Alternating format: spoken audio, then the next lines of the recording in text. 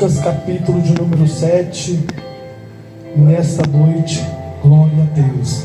Vamos ler o versículo 1, glória a Deus, que nos diz assim, para nós não tomarmos muito tempo. Glória a Deus, aleluia. Ora, Lucas capítulo número 7, versículo 1. Ora, quando ele acabou todos os seus discursos aos ouvidos do povo, entrou em Cafarnaum, e o servo de um certo centurião, que era querido para ele, estava doente, preste a morrer. E quando ele ouviu falar de Jesus, enviou-lhe anciões dos judeus, suplicando que viesse curar o seu servo. E chegando eles juntos de Jesus, suplicaram-lhe com instância, dizendo: ele é digno de que lhe faça isso, porque ele ama a nossa nação e nos edificou uma sinagoga. Então Jesus foi com eles, e enquanto já estava perto da casa, o centurião enviou amigos, dizendo-lhe: Senhor, não te incomodes, porque não sou digno de que tu entres debaixo do meu telhado. E por isso nem eu considerei-me digno de ir a ti, mas dize-me uma palavra, e o meu servo será sarado, porque eu também sou homem sob autoridade, e tenho soldados sobre mim. E eu digo a um: vai, e ele vai, e ao outro: vem, e ele vem, e ao mesmo servo: faz isto, e ele o faz. Quando Jesus ouviu estas coisas, maravilhou-se e voltando-se disse à multidão que o seguia: digo-vos que eu não encontrei tão grande fé, não em Israel. E retornando para casa, o que havia sido enviado, encontrara são o servo que estava enfermo. Amém? Pode tomar o teu assento nesta noite. Glória seja dada ao nome do Senhor. Irmãos, glória a Deus. Irmãos, o texto que nós lemos, que se encontra em Lucas, no capítulo de número 7, fala acerca de um homem centurião. Aleluia. Lucas não fala do seu nome, Lucas também não fala dos anciões que ele enviou, e nem fala do nome dos amigos que ele enviou até Jesus. A Bíblia diz que depois de Jesus pregar um discurso de ensino, e o povo ter ouvido os ensinos de Jesus, Jesus outra vez foi e entrou em Cafarnaum. E em Cafarnaum, Jesus naquele lugar, Jesus quando entrou lá, havia um centurião. E pelo que dá a entender, esse centurião era um centurião de bom coração, né, irmão? Era um patrão bom, era um líder bom, porque o centurião, irmão, ele fazia parte do regime romano, né, dos soldados romanos. Ele fazia parte de Roma, mas mesmo assim ele tinha um coração bom. Ele zelava pelos que estavam com ele, de tal maneira que quando ele envia, primeiro, quando ele ficou sabendo que Jesus chegou em Cafarnaum, ele envia os anciões de Cafarnaum para ir ter com Jesus. E os anciões de Cafarnaum dão testemunho do ancião, que ele era uma pessoa boa, que ele guardava, que ele, aleluia, ajudava o povo, que ele era um líder bom, louvado seja o nome do Senhor, que ele ajudou até construir sinagogas. Olha só que pessoa de coração bom, né, irmão? Hoje nós temos tantos líderes, e aqui não é líder religioso, aqui é um líder, né, irmão, de autoridade do regime romano, de soldados. Mas, né, irmão, esse centurião, louvado seja o nome do Senhor Jesus, ele era um líder bom. Hoje nós temos líderes ruins, líderes que não pensam no povo, né? Nós temos líderes como advogados, empresários. Nós temos pessoas que são líderes como deputados, que são pessoas ruins, como prefeitos, governadores, presidente. São pessoas ruins que não pensam no povo. Mas esse camarada aqui era uma pessoa de um coração bom. E os anciões de Cafarnaum foram até Jesus e deram um testemunho dele, dizendo: ele é bom para conosco, ele é bom para a nossa nação, ele até nos construir uma sinagoga para nós orarmos, para nós buscarmos a presença do Senhor. E a Bíblia diz que quando Jesus estava indo de encontro à casa desse centurião, a Bíblia diz que o centurião agora envia amigos particular dele. E esses amigos particular do centurião vai com uma mensagem que o centurião deixou para eles entregar para Jesus. E qual era a mensagem? Era uma mensagem de um homem humilde, de um homem que reconhecia, em primeiro lugar, a autoridade de Jesus.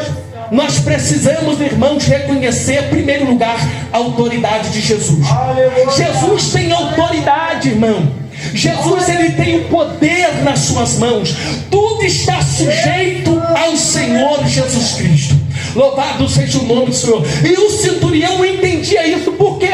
Porque o centurião era uma autoridade física, era uma autoridade no nosso sistema, né, na nossa visão, na nossa ética, no nosso regime do nosso mundo. Ele era uma autoridade, e ele dizia aos seus servos: vai e faz isso. O servo ia e fazia isso. Ele dizia ao seu servo: vai e vem para cá. E os servos do centurião vinham para cá. Então ele era uma autoridade, e ele reconhecia essa autoridade que ele tinha, e ele usava essa autoridade, que era o crer para boas ações, pelo testemunho dos anciões de Cafarnaum.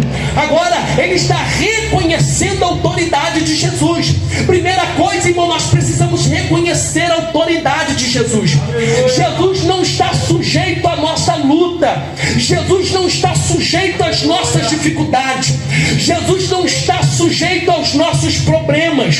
Jesus é maior, irmão, aleluia, do que as nossas limitações.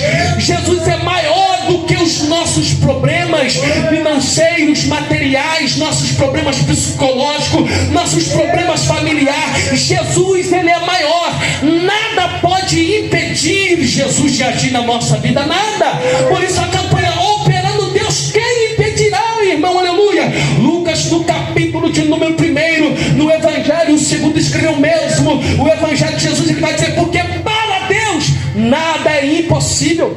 Para Deus nada é impossível. Olha que o anjo Gabriel disse para Maria: a tua prima, ela já gerou, aleluia, e a criança que está no seu ventre já tem 6 meses. Porque para Deus nada é impossível. Porque ela era estéril e Deus fez ela gerar na sua velhice. Para Deus nada é impossível. Mas na ótica humana era impossível. Uma mãe, uma mulher já na sua velhice, ainda estéril, gerar é impossível. Aos olhos humanos, aos olhos da medicina, é impossível. Mas olha que Gabriel, o anjo do Senhor, está dizendo para ela: para Deus nada é impossível. Nada, irmão, é impossível. E isso o centurião reconhecia em Jesus, porque ele tinha autoridade terrena.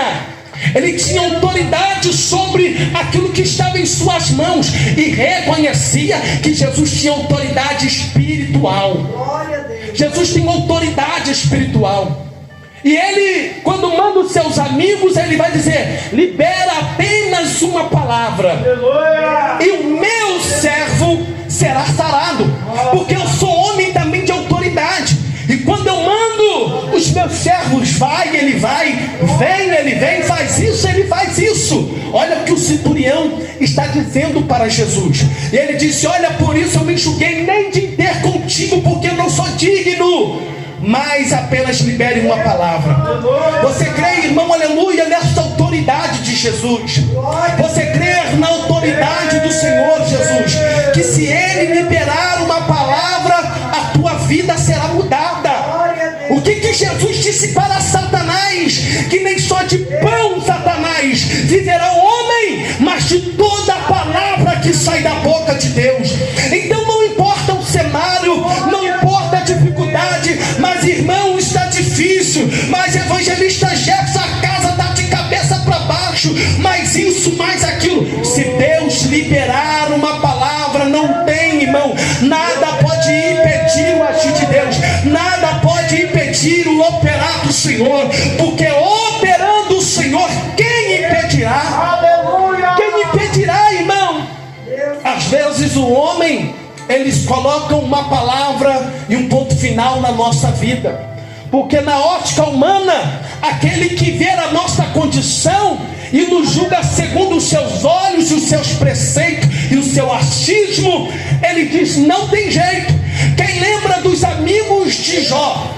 Eram amigos que foram visitar a Jó, mas quando viram a situação de Jó, porque Jó do Oriente era um homem mais rico, era um homem que tinha mais bens, era um homem muito bem sucedido, mas de um dia para o outro, a casa de Jó virou, de um dia para o outro, a sorte de Jó virou, de um dia para o outro, aquele que era o mais rico ficou pobre, aquele que era mais abençoado em quesito de família, com 10 filhos, não tinha mais nada, aquele que tinha um casamento maravilhoso, sua esposa olha para ele e vai dizer: Jó, a maldição do teu Deus se morre, tudo virou de cabeça para baixo. E os amigos de Jó, quando viram aquilo, ficaram de longe observando e julgaram errado, julgaram: Jó, você está em pecado, você cometeu alguma coisa, por isso está acontecendo na sua vida.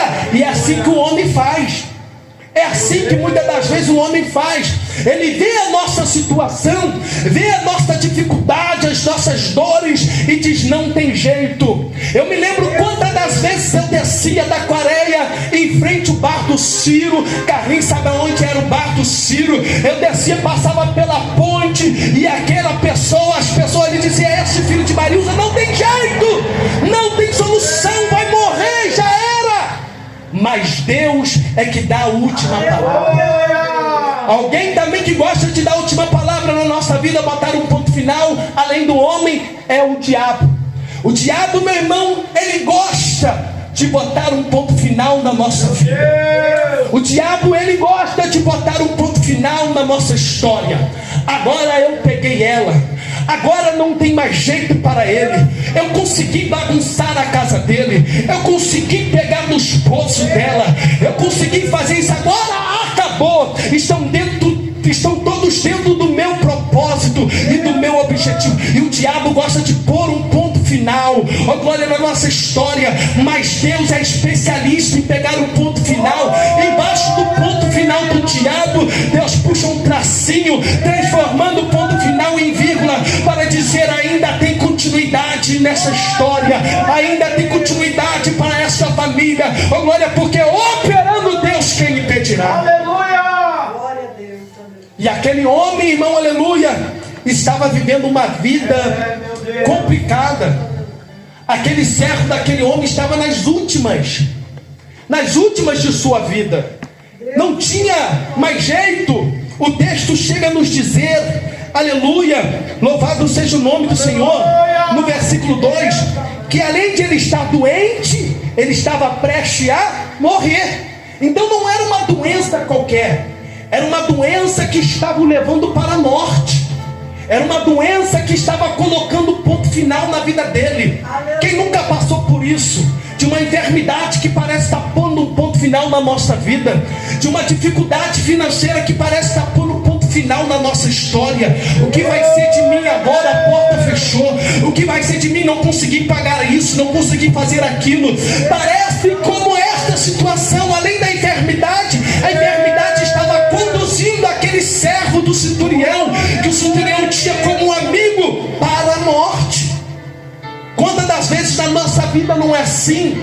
Nós passamos por dificuldades que parece que não vai ter mais jeito, parece que não vai ter mais solução, e nós buscamos de um lado, buscamos de outro, corremos daqui, corremos de lá, nós fazemos de tudo para tentar reverter a situação, reverter o quadro, mas parece que quanto mais nós fazemos, mais pior vai indo a causa.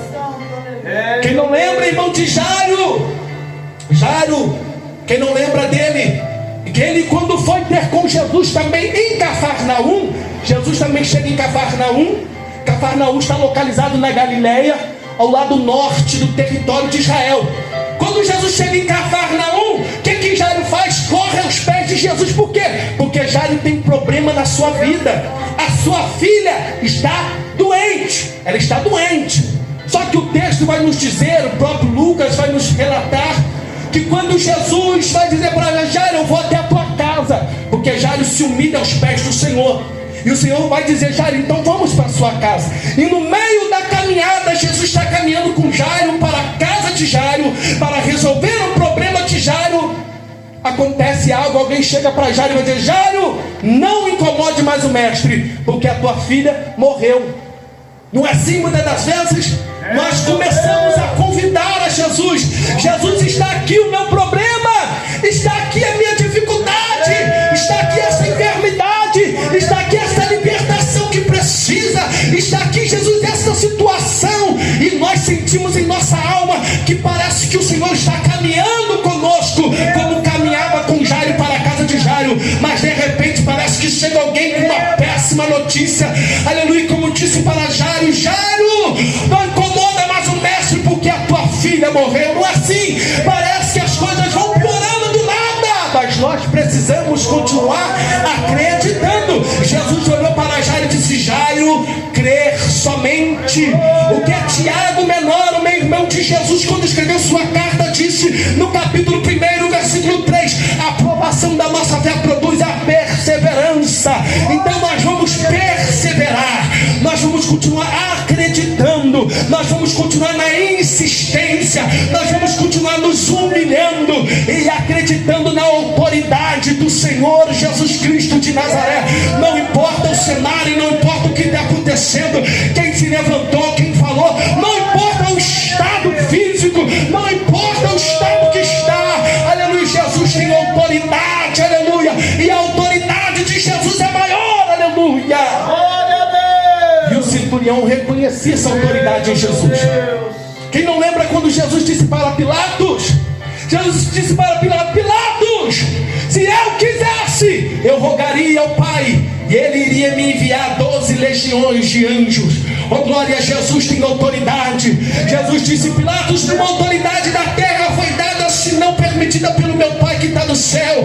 A autoridade de Jesus é maior, a autoridade de Jesus é maior. O homem tem autoridade sobre o mundo físico, oh glória, mas Jesus tem autoridade sobre o mundo físico, o mundo espiritual, oh glória, porque para Ele, por Ele foi feito todas as coisas, todas as coisas, todas as coisas. Então não importa o cenário, não importa a circunstância, não importa se tem alguém dizendo não tem jeito, não importa se tem alguém dizendo não tem solução, não importa se tem alguém cochichando e dizendo: olha lá como está a vida dele, a vida dela. Enquanto o teu joelho estiver no chão, rogando a Jesus, oh glória, para que Jesus libere a sua palavra, oh glória, Jesus vai liberar a sua palavra, e uma palavra liberada de Jesus muda toda a nossa história. Uma palavra liberada do Senhor muda todo o nosso cenário. Uma palavra liberada de Deus muda toda a nossa história. Alguém um dia olhou para mim e disse: não tem jeito. Alguém um dia olhou para você e disse: não tem jeito, mas não tinha mesmo não, mas Jesus viu graça. Oh glória, e disse: eu vou liberar uma palavra, vai ser liberto, vou levantar, eu vou curar, e não há ninguém que pode impedir o agir e o operar do Senhor Jesus Cristo. Então continue acreditando, continue crendo, continue insistindo ao Senhor: Senhor, libera uma palavra sobre a minha vida. E assim eu fecho a Bíblia nesta noite. Libera uma palavra. Continue acreditando, meu irmão, minha irmã. Aleluia. E pedindo a Deus: Senhor, libera uma palavra sobre o meu casamento, libera uma palavra sobre os meus filhos, libera uma palavra sobre a minha vida financeira, libera, Senhor, uma palavra que vai mudar a minha história, que vai mudar o meu quadro, que vai mudar a minha vida. Continue insistindo ao Senhor, apresentando para Deus: olha, Senhor, como está a minha vida, como está a minha família, olha essa causa, como foi já lido pela nossa irmã Letícia em Efésios capítulo de número 3. Por essa causa eu dobro os meus joelhos. Continue acreditando e apresentando a Deus e pedindo: Senhor, libera uma palavra, libera uma palavra, libera uma palavra. E não importa o tempo, não importa as estações, não importa o minuto, não importa as horas, não importa as semanas, os meses, os anos, a palavra de Deus nunca cairá por terra sem antes lhe fazer aquilo que lhe apraz. Se Ele liberar uma palavra sobre a minha e a tua vida, ela não volta para Ele vazia, sem antes lhe fazer aquilo que lhe apraz, que lhe apraz, que lhe apraz. Então continue acreditando, continue insistindo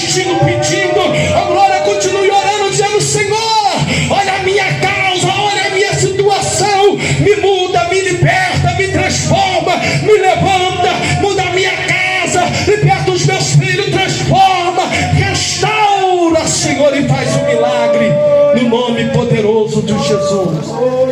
Amém. Glória a Deus. Vamos orar ao Senhor. Glória a Deus. Acredite, irmãos. Acredite, continue insistindo. Continue acreditando. Quem não lembra da existência da cananeia, aleluia, que insistiu ao Senhor, para que o Senhor pudesse trabalhar na vida da sua filha.